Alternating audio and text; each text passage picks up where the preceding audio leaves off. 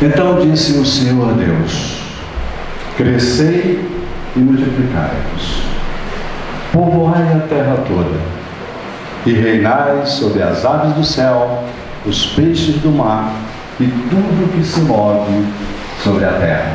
Isso está na Gênesis mosaica. Nós vamos refletir, veja, todos nós podemos constatar, sem a menor dúvida, de que essas palavras, acreditadas a Deus, se cumpriram. Na verdade, nós somos a espécie que dominou todo o planeta. Não é verdade? Portanto, os desígnios, ou a vontade do Criador expressa nessas palavras cumpriu-se perfeitamente. Aliás, o homem até exagerou um pouco, porque ele disse: reinai sobre. Foi um rei, em certos aspectos, muito tirano, quase que foi dominar, escravizar, mas isso fez parte da própria aprendizagem no domínio e no reino.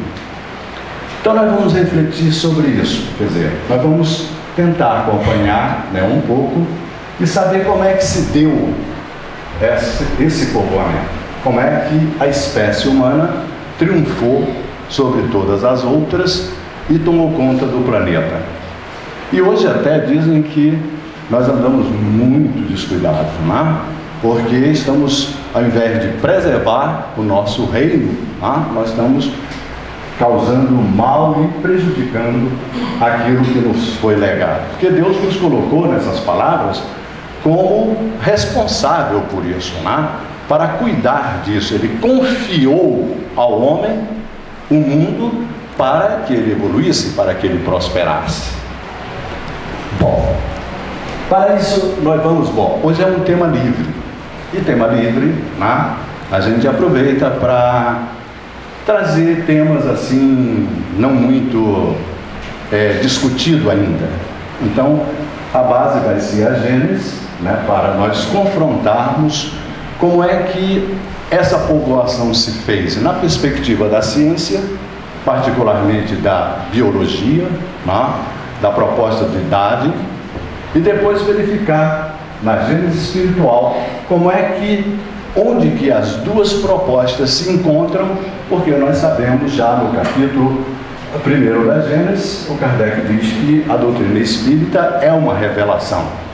Ele diz que há duas espécies, a revelação científica e a revelação divina, e depois que ele coloca as características da doutrina espírita, ele diz que ela participa de ambas, ou seja, tanto da revelação científica, não só por fazer ciência, que é a relação com o mundo espiritual, mas também por acatar todo o desenvolvimento, todas as propostas confirmadas pela pesquisa científica. E por outro lado, ela traz uma revelação divina. Nós vamos voltar a Gênesis já. Mas para começar, nós vamos ao século VI a.C. Depois que o pensamento humano se afasta da concepção puramente mítica para explicar a sua origem, a origem do mundo e das coisas, no século VI, com o surgimento da filosofia, se dá essa separação. Então o homem começa a buscar na natureza a explicação para os próprios fenômenos, e não mais acreditar esses fenômenos como uma intervenção de uma entidade fora da natureza, algo extranatural. E de lá vem duas perspectivas. Uma que procura o elemental, quer dizer, o elemento base na matéria. E quem vai formular inicialmente essa teoria é um filósofo do século VI a.C., pré-socrático, chamado Demócritos. Demócritos criou, no século VI a.C., o conceito de átomo. Enquanto que os filósofos anteriores buscavam um elemento, Pitágoras disse que era água, outro disse que era o fogo, Heráclito juntou os quatro, terra, ar, água e fogo. Ele vem dizendo que não, era alguma coisa indivisível que formava todas as coisas. Anaximandro, outro filósofo da época, vai compreender a coisa, vai explicar a coisa mais ou menos dessa maneira. Então, assim, por exemplo, a carne é feita de pequenos, né, coisas, pedaços de uma substância indivisível de carne, ou seja, um átomo de carne. Isso aqui seria um átomo de cimento, aquilo ali um átomo de água, quer dizer, então eles vejam, não havia ainda aquela concepção, né, atômica propriamente do átomo, mas é o conceito de átomo que nós podemos identificar no conceito atual da física quântica atual. Embora tenhamos outros pré-socráticos que já buscavam uma explicação para o pensamento, quer dizer, para a coisa que achavam que não estava propriamente na matéria, nós só vamos identificar realmente esse pensamento firmado com Sócrates, já no século V, né? Então, essas duas perspectivas, não é? A busca da matéria primária, do elemento primário que teria dado origem a todas as coisas, e a busca de um sentido, de alguma coisa espiritual que teria criado o pensamento, etc. Essas duas perspectivas vêm desde o século VI a.C. Atravessam todas as outras escolas, não é? Helênicas, e depois toda a Idade Média. As duas correntes eram um legado que nós recebemos, não é? E íamos discutindo. No século XVII, Descartes faz um corte interessante.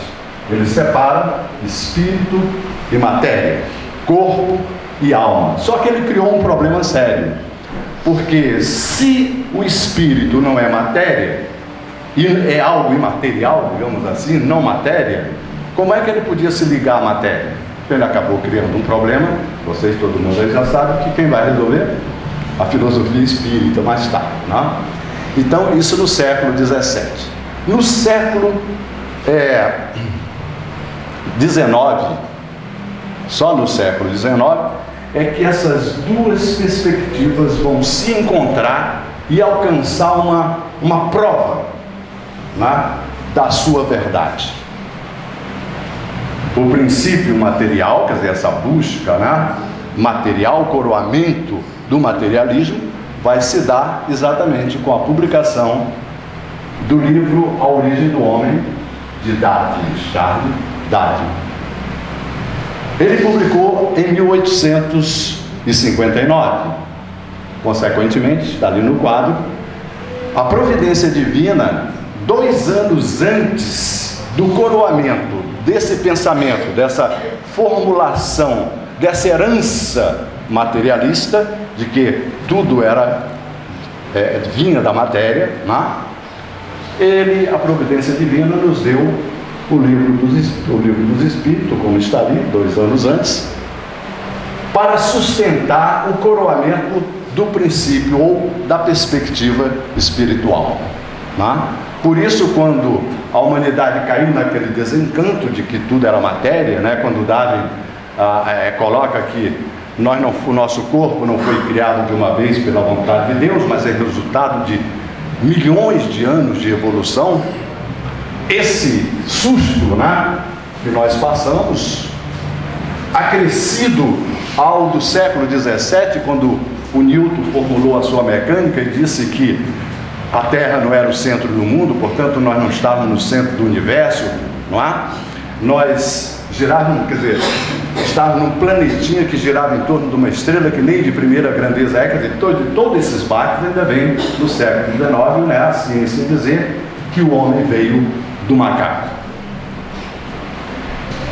Quando saiu a proposta do Darwin, é claro, né, que foram perguntar ao Kardec o que ele achava, né, dessa afirmação de que o homem teria vindo do macaco. E o Kardec disse que nada demais, né, porque isso dava até um sentido mais importante para o animal. E aí ele diz que quando na Terra nós sabemos, foram bilhões, né, 3 bilhões de evolução desde a primeira, né, célula, né, até chegar a nós. Portanto, ele disse, nesse tempo todo em que foi se formando, foi se aperfeiçoando, e foi se criando um corpo. Quando aparecia um corpo com funções capazes de receber um espírito, o primeiro espírito encarnou. E a partir daquele momento, diz o Kardec, ele já não é mais uma carne. Então, a gênese espírita é diferente, não é?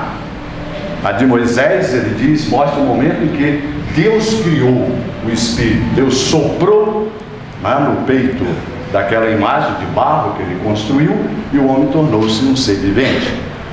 Kardec diz que esse momento primeiro, de quando saímos da mão do Criador,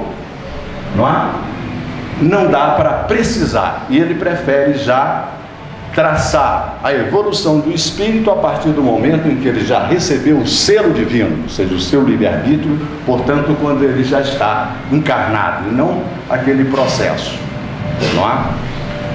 Bom, vamos à Gênesis, então, depois a gente volta para acompanhar as duas evoluções.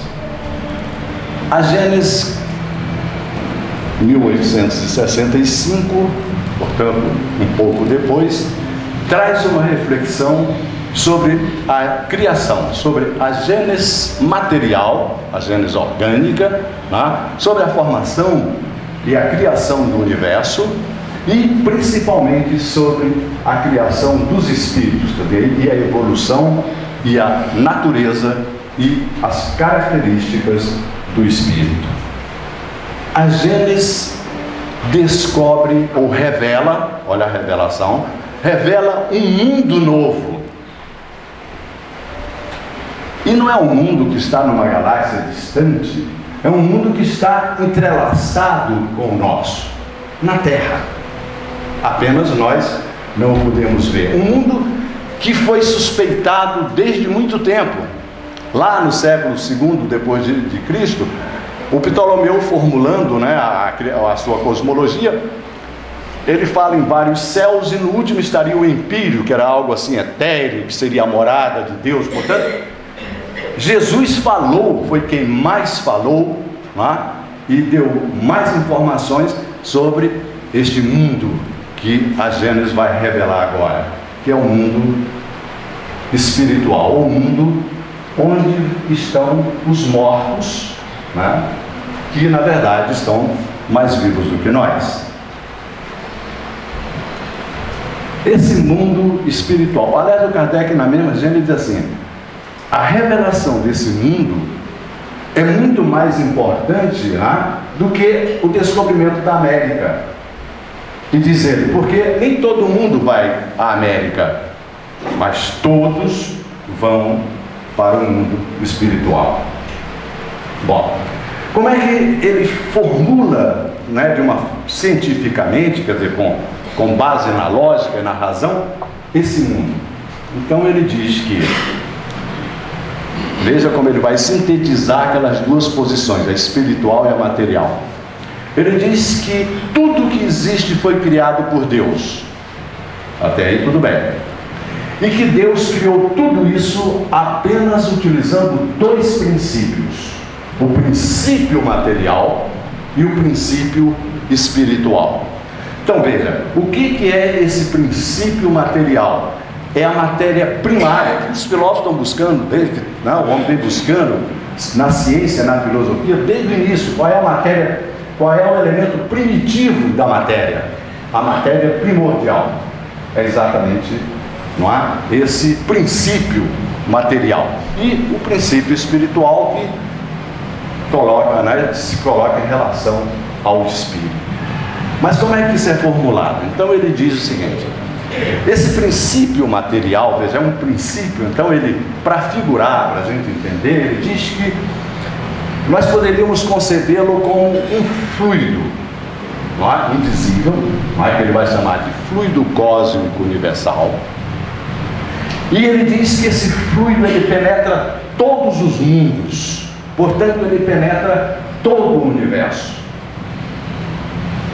E esse fluido, ele tem uma propriedade, tem características especiais.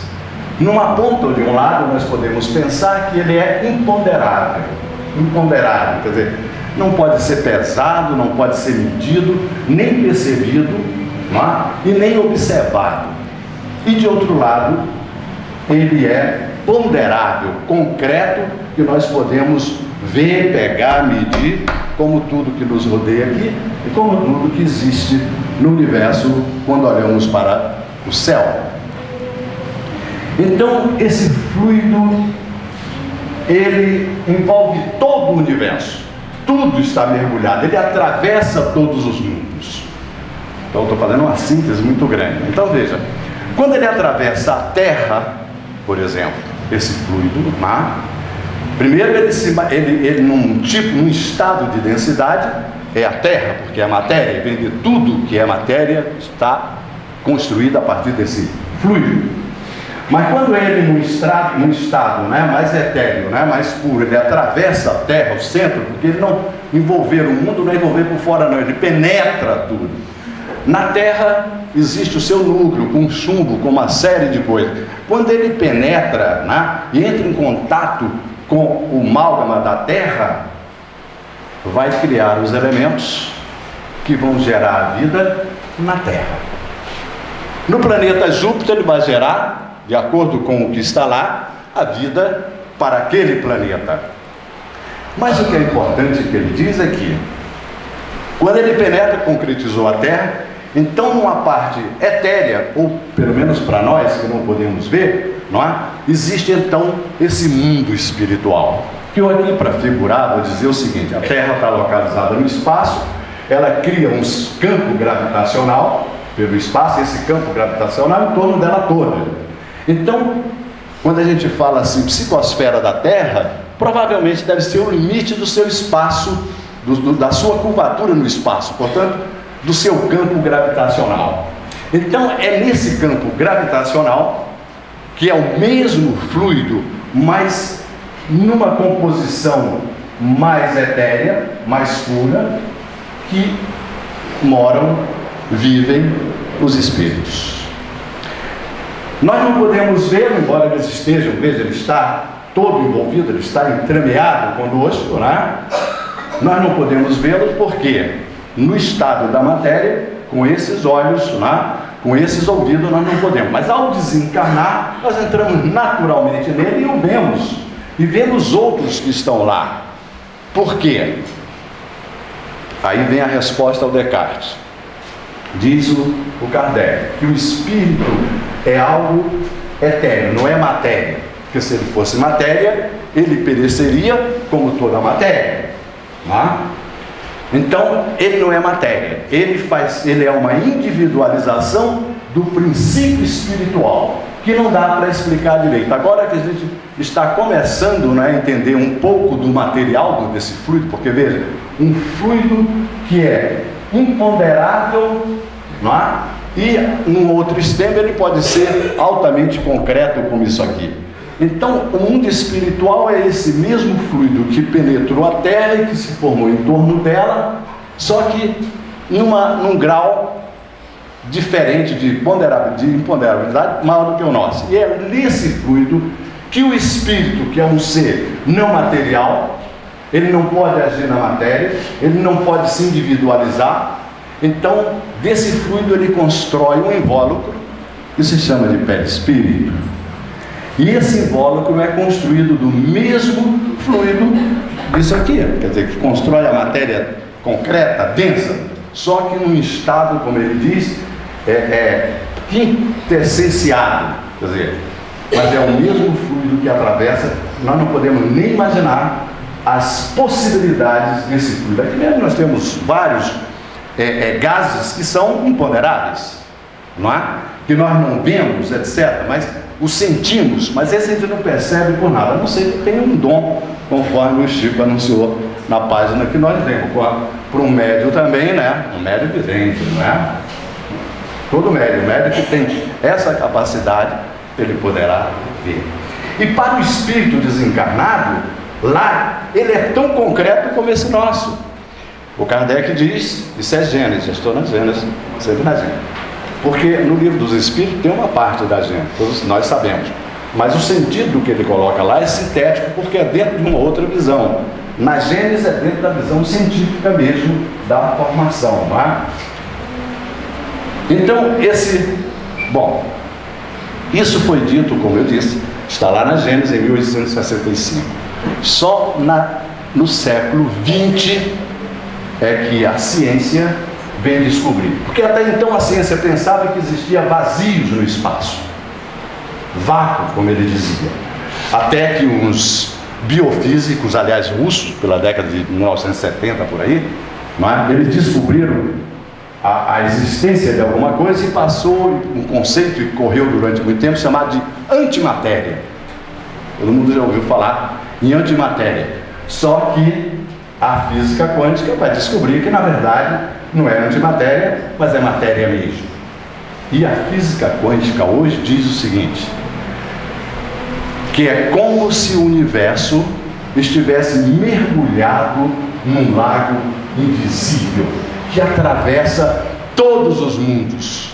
Só que isso está no livro, na Gênesis, um século, um bocado de tempo antes. Aquilo que o Kardec deixou bem claro, que a doutrina espírita ela ia evoluir, não é uma doutrina acabada, porque ela não tem dogmas fechados, mas é uma doutrina, quer dizer, uma teoria que se expande e que vai usando a ciência como suporte de verificação da sua verdade, não é? Então ele incorpora, aliás ele diz isso na Gênesis, ele diz que a ciência e a doutrina espírita são como dois viajantes que estão caminhando lado a lado e vão até um certo ponto. Aí chega um ponto que um para e o outro continua, certo? Quer dizer, a ciência para num determinado nível e a doutrina realmente continua. Bom, então o perispírito, que é formado desse mesmo fluido, mas numa dimensão, numa eternidade maior, mais puro, que é o invólucro do espírito, e ele precisa desse perispírito para encarnar nos corpos criados, materializados na crosta do planeta. Formidável, não é? Tanto isso que é o seguinte, veja, por isso a gente entende, a gente diz assim, pô, eu vou desencarnar, eu vou dar um passeiozinho pelo universo, não custa nada dar uma olhada lá em Júpiter, entrar ali, descobrir, lendo engano. Por quê? Com esse perispírito, o peso específico, embora ele seja quintessenciado, nós não podemos entrar, assim como com esse corpo nós não podemos entrar em Marte nem em Vênus, também com o nosso perispírito não podemos.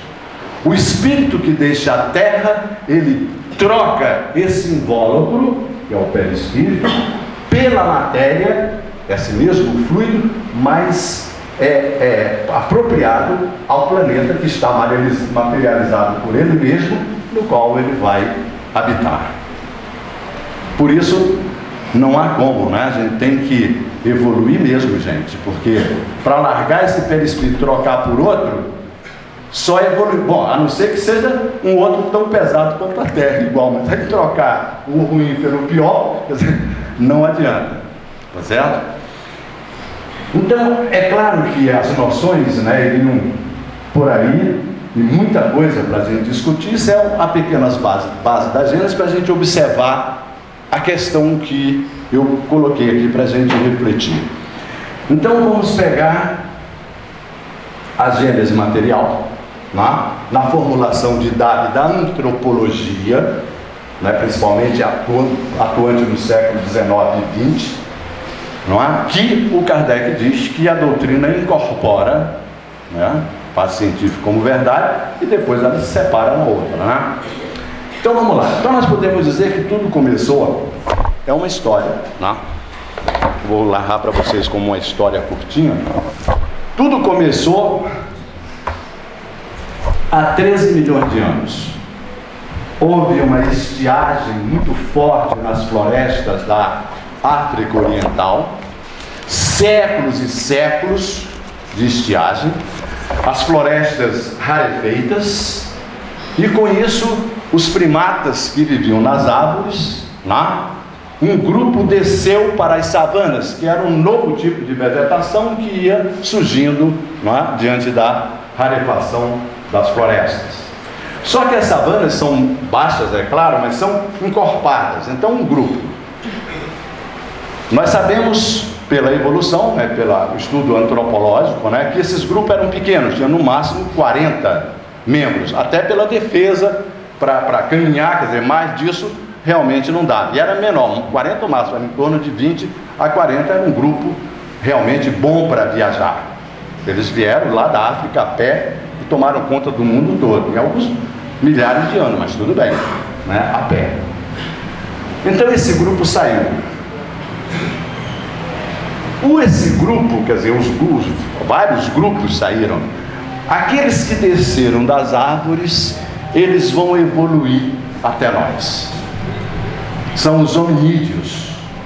E os que permaneceram nas árvores evoluíram até, como nós sabemos, evoluíram até o chimpanzé, o gorila, orangotango e bonobo, que são espécies mais recentes, bonobo descoberto. Esse grupo desceu e desapareceu, porque não há nada escrito, não há fósseis, bom, depois eu volto lá. Não há fóssil que possa comprovar.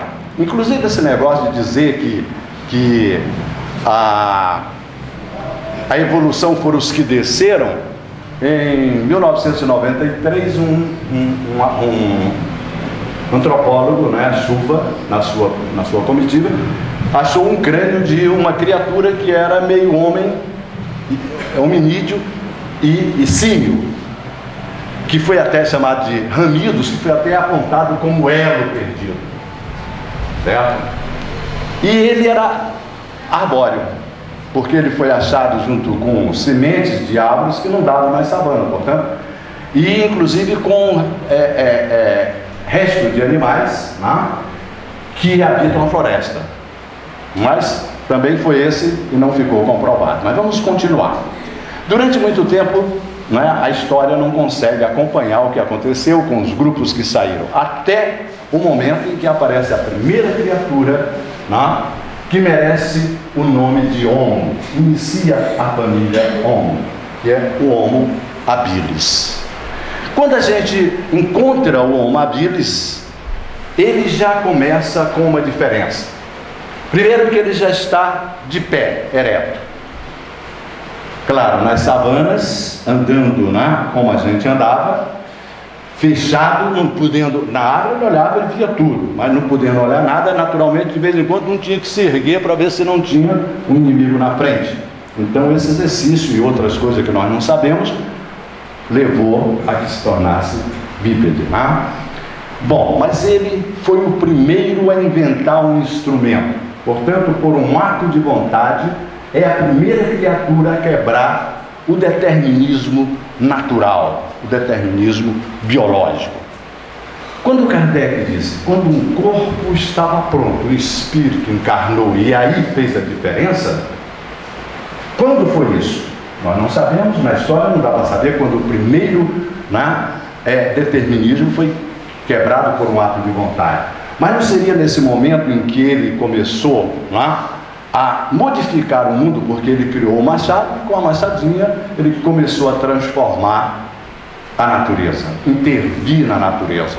Mas não só isso, ele avançou com o instrumento, eles começaram a caçar em grupo, e caçar em grupo exige uma série de coisas, existe comunicação, cooperação, então começaram a desenvolver. Veja, um novo tipo de visão de mundo ele começou a ter, a ponto de transformar fisicamente o cérebro, o nosso cérebro, como nós temos hoje. E ensinando, porque depois dele veio o Homo erectus. O erectus já conhecia o fogo, morava em caverna, se abrigava em caverna, né? Então a gente pensa que bem mais evoluiu, fazia machado de 2 gumes, quer dizer, e outras ferramentas, estilete, então já estava bem mais aperfeiçoado. Claro que para transmitir isso, não dava para transmitir com grunhidos, porque a coisa foi se aperfeiçoando cada vez mais. Então isso vai ser um momento para criar a linguagem. Quando nós ficamos bípedes, nós perdemos a simetria e conquistamos a assimetria. Os animais quadrúpedes, eles são simétricos. Se você botar um peso no lado deles, eles vão ficar rodando em círculo a vida inteira e não vai em frente. Nós não, colocamos uma coisa aqui e caminhamos reto, fazemos curvas, etc. A simetria foi importante. Então foram todas as conquistas. Depois desse Homo erectus vem o Cro-Magnon, vem o Neandertal primeiro, que reinou durante muito tempo. Depois o Cro-Magnon, o Homo sapiens. Mas só que é o seguinte, não é uma evolução, Homo habilis, Homo erectus, não. Homo habilis é um grupo, erectus é outro, Neandertal é outro. Então são várias espécies de hominídeos que convivem ao mesmo tempo. E a ciência não consegue explicar como é que eles se extinguiram. Se lutaram e um venceu, ou se assimilaram, acasalaram. Bem, agora com a descoberta do genoma humano, há uma afirmativa de que a humanidade tem pelo menos os 7% de gene de Neandertal. Então, ele deve ter, né, mesclado com o Homo sapiens para que nós herdemos esses genes, né? Bom, então a ciência não explica como é. Então veja o que a ciência não explica. Como diz o Kardec, onde é que ela para? Isso só nessa perspectiva da biologia. Ela para quando não consegue explicar por que de repente ele ficou de pé, o que levou a que ele ficasse de pé, porque ele começou a inventar instrumento, porque ele começou a intervir na natureza, porque criou fogo, começou a se abrigar. Ele não sabe. Eles dizem que a inteligência, né, e a consciência foi se formando, mas ele não sabe por quê. Que coisa material, que dado material teria causado isso. E aí é que entra então a doutrina para explicar. Veja bem, aliás, André Luiz, no Evolução em Dois Mundos, ele diz que esse elo perdido, quer dizer, um ser, uma criatura comum, né, um tronco comum para os homens e para os símios, né, para os grandes macacos, né, o chimpanzé, gorila, etc. Ele diz que essa evolução, esse pedacinho foi feito no plano espiritual. Mas ele não explica bem como é no plano espiritual, porque a informação que nós temos é que lá no plano espiritual a gente estuda, etc., mas não evolui propriamente. Para conquistar realmente um grau de evolução, a gente tem que encarnar, né? Então, dá para a gente compreender que poderia ter sido mais ou menos assim. Vem um grupo, isso é suposição, né? Uma hipótese, que é um instrumento normal de uma reflexão científica, quando você quer refletir objetivamente. Então vem um grupo de 40, é uma comunidade muito pequena, os obstáculos são enormes, muitos devem ter sido devorados por leões, por não sei o que, por cataclisma de tudo que é jeito, ele não sabia se defender ainda, né? E aquilo pode ter se extinguido, mas veio outro grupo, o outro pode ter ido mais. A Espanha, a Península Ibérica de um modo geral, mas a Espanha é um celeiro, né, de antropologia, porque inclusive eles fugindo de alguma coisa, um grupo, foram deixando um rastro pelo caminho, porque os velhos e as crianças não aguentavam a jornada e iam ficando pelo caminho, quer dizer. Então havia toda essa dificuldade na caminhada, né? Era um mundo inóspito. Naturalmente nós continua inóspito, mas pela nossa falta de evolução. Mas naquela época era pelo desconhecimento total, pelo próprio mundo natural. Bom, então essas são coisas que a ciência para, porque a ciência quer explicar o quê? Que a inteligência, o pensamento, tudo que nós realmente conquistamos, tudo isso é efeito de matéria. E se é efeito de matéria, então tudo foi feito através do materialismo. É a vitória, a suposição do materialismo sobre a perspectiva espírita. Então, como é que nós vamos explicar isso? Eu acho que é a cabeça do Paulo. Coisas da evolução eletrônica e do descuido. Bom, então, como é que isso pode ser explicado? Então esses grupos se extinguiram e veio outro grupo, porque veja bem, nenhum grupo evoluiu a partir daquele que veio. Todos os grupos vinham de novo da África, certo? Quando o Neandertal estava sentado, veio um novo grupo e ele veio mais inteligente do que o Neandertal que tinha vindo já há alguns milhões de anos, porque o Homo habilis aparece há cerca de 2 milhões e 500 mil anos. Então daí segue o resto. Isso é suposto, eu disse que é 3 milhões, isso varia porque é uma escala realmente muito grande. Então, eles vinham, e o último homem sapiens sapiens, aquele, né, do qual nós somos descendentes diretos, é um novo grupo que vem superior em inteligência e conhecimento e vem da África. Então nós só podemos entender esse elo perdido na evolução espiritual. Os espíritos, porque se era o espírito que estava ali naquele macaco, naquele corpo do macaco, aliás, não é à toa que 98,5% dos genes do chimpanzé são iguais ao nosso. 2% diferente. Há uma revisão agora com o genoma dizendo que chega a 5%. Mas veja, isso prova o que o Kardec disse. Quando um corpo estava pronto, veja que a modificação foi por força da inteligência, porque o espírito é uma individualização do princípio inteligente. Isso é que fez a diferença. Por isso é que ele diz, naquele momento, a partir daquele momento, ele já não é mais um macaco. Você veja que o corpo foi evoluindo, inclusive com essa proximidade genética. O chimpanzé e o bonobo ainda é mais próximo em termos genéticos do homem. O bonobo é um que apareceu agora lá pela Polinésia, nas ilhas, ali perto.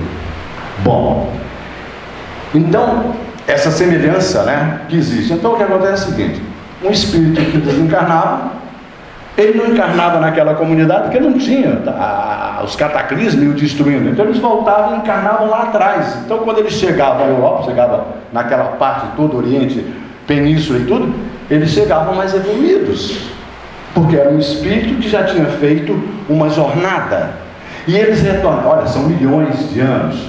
Então, eles lá nessas encarnações. Então, é só o elo perdido está exatamente se nós casarmos a evolução espiritual e a sua experiência com a evolução material, porque a partir do momento que os espíritos encarnam em corpos, esses corpos começam a se modificar, se tornaram mais esbeltos, mais belos, mais lépidos, com várias características diferentes, também com várias necessidades, pelo excesso a gente acabou criando uma série de deficiências também.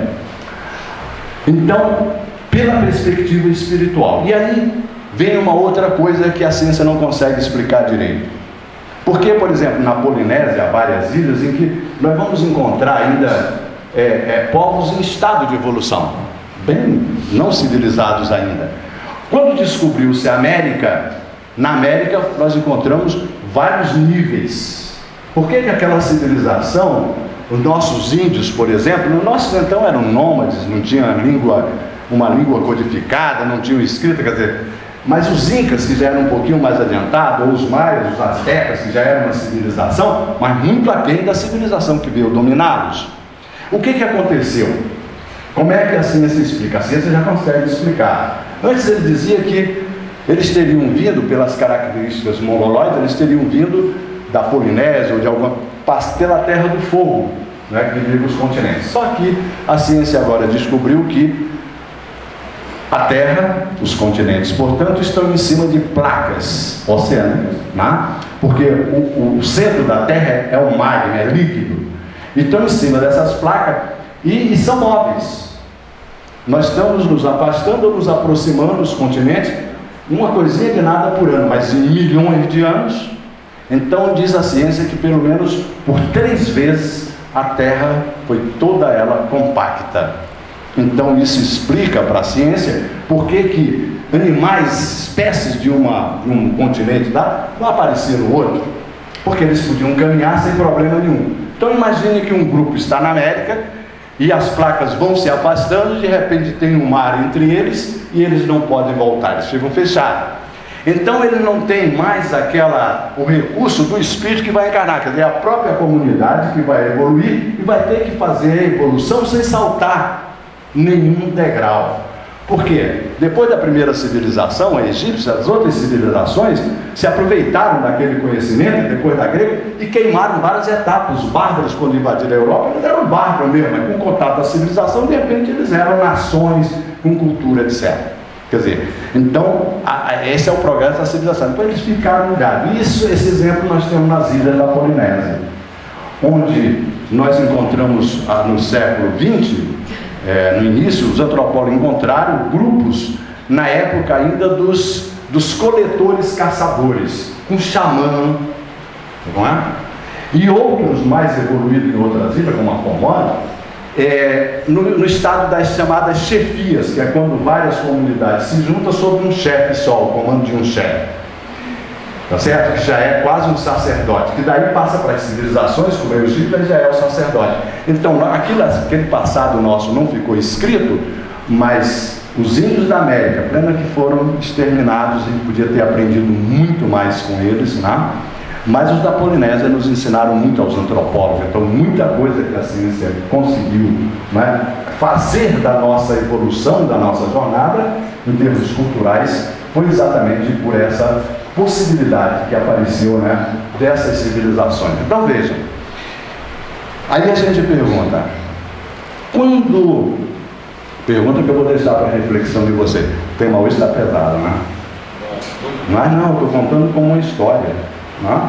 Uma história, gente, uma história como outra qualquer, né?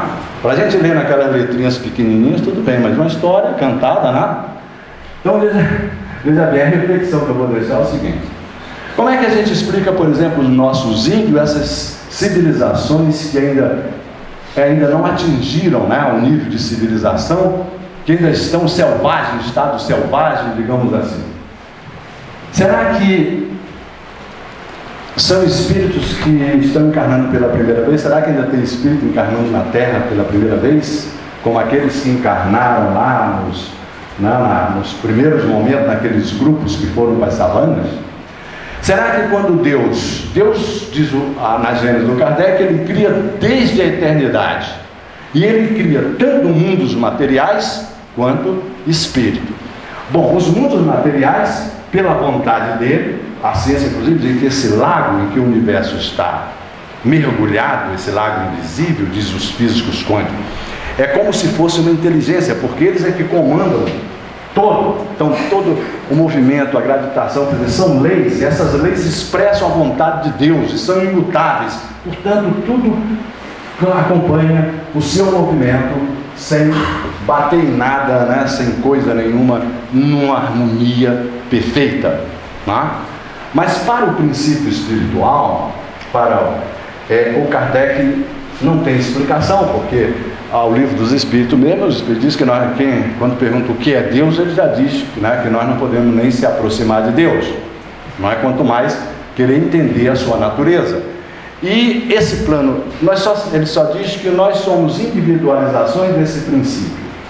Agora, se o princípio material, quer dizer, a base primária de que toda a matéria é criada, tem essa mudança, né, essa ponderabilidade, como será esse plano? Quer dizer, não dá para configurar em fluido, porque quando Kardec fala em fluido espiritual, ele faz uma ressalva bem dizendo, não é um fluido espiritual.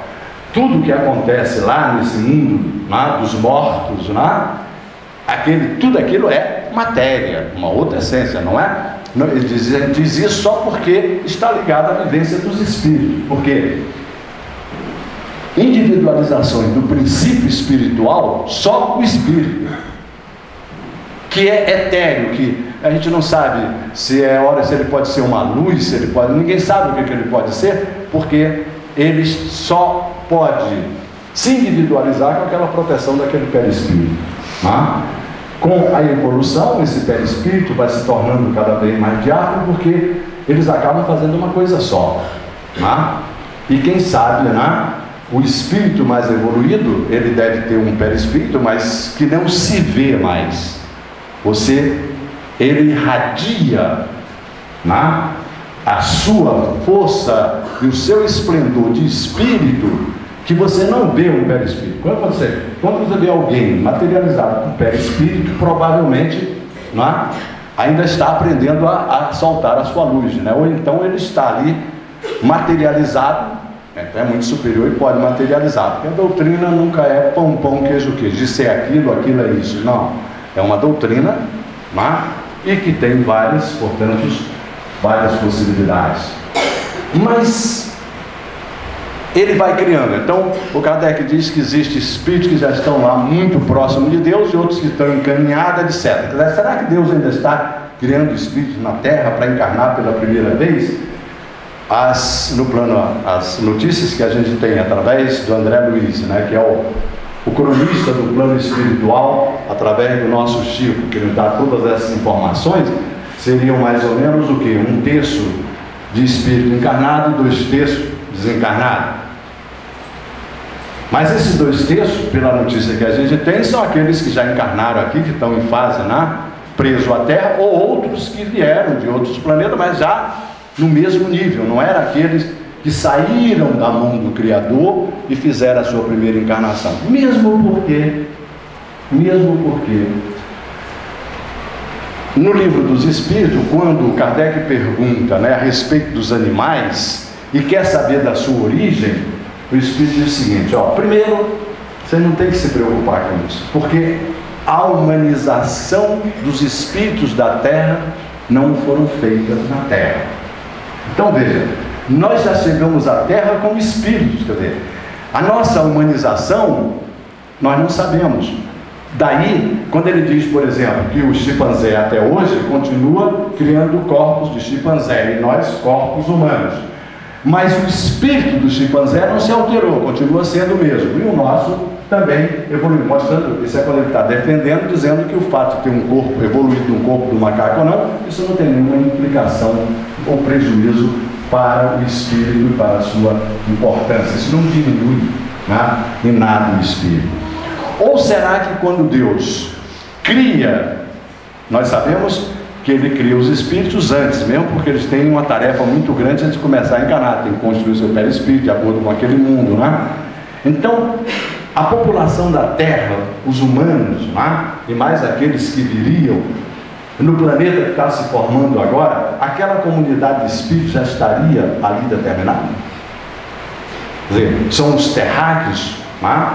Provavelmente. Então, esse selvagem que se diz selvagem é apenas porque eles ficaram excluídos e comprometidos. Porque veja, a partir do momento em que eles começam a se relacionar, certo? Começam a criar necessidades de compartilhamento e de ajuste, que começa a formar também uma família espiritual e vai evoluir, porque está afastada nas suas próprias condições e vai fazer um percurso que poderia aprender se entrasse na civilização. É claro que a civilização vai fazer isso, mas ainda vai demorar um pouco tempo. Bom, a nossa hora já está, né, se aproximando, então só para colocar um tipo de reflexão desse é porque o Kardec diz que a doutrina espírita, né, tem essas 3 dimensões, né? Ela é ciência, é uma filosofia, ela é ciência e religião. E na medida em que na relação da ciência e da religião ela cria normas de comportamento, então ela é também filosofia, esse tripé. Mas na verdade, conforme eu quis mostrar, a minha intenção, né, nesse estudo era mostrar para vocês que a teoria, né, a codificação espírita é uma teoria do conhecimento. Quando você lê a Bíblia, você tem conhecimento de história, de tudo, e toda uma civilização. Quando você lê a doutrina, você entra em contato com vários níveis de informação científica. E o que é melhor é que nesses 150 e poucos anos, né, todas as informações espíritas baseadas na evolução espiritual e integrando, né, a evolução material, não foram, as colocações espíritas não foram desmentidas, mas ao contrário, elas foram suportadas, tiveram suporte da ciência, como essa revelação que eu falei para vocês. Se nós avançássemos mais, entrássemos na psicologia transpessoal, nós íamos ver a mesma coisa na psicologia, né, quando os cientistas hoje, como Groff, por exemplo, né, teve até aqui no Brasil, como é que ele explica essa comunicação, né, com os espíritos, a consciência subsiste à morte. Isso disse o livro, está no livro dos espíritos, porque só depois é que a ciência, a psicologia, a psicanálise vem comprovar. Em suma, quando Kardec disse que se a ciência provasse o contrário dos ensinamentos da doutrina, que os espíritas ficassem com a ciência, né, é porque ele tinha absoluta certeza, pela confiança da comunicação que ele recebeu, de que a ciência iria comprovar. E por isso é que na Gênesis ele diz: contribuição da Gênesis para a evolução da ciência. Isso é uma mensagem realmente bonita, né? Então, justifica inclusive toda essa lição que a gente faz e todo esse esforço que a gente faz de tentar, né, de acompanhar numa casa espírita, por exemplo, né, a oportunidade que é oferecida através de vários trabalhos, né, a oportunidade de tentar, não digo acabar, mas minorar o nosso egoísmo, trabalhar a nossa vaidade, né, a nossa indulgência, a caridade, como colocou a página, mas também aguentar um palestrante falando, né, de macaco, de homem para macaco, né, durante 45 minutos. Obrigado pela paciência, uma boa noite, fiquem com Deus.